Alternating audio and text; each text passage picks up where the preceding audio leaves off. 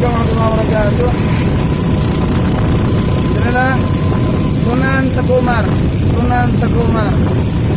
Sekarang Ane bergerak sama kawan-kawan menuju markas dakwah Aceh. Dari markas perjuangan subuh kita Masjid Teguh Umar menuju ke markas dakwah Aceh.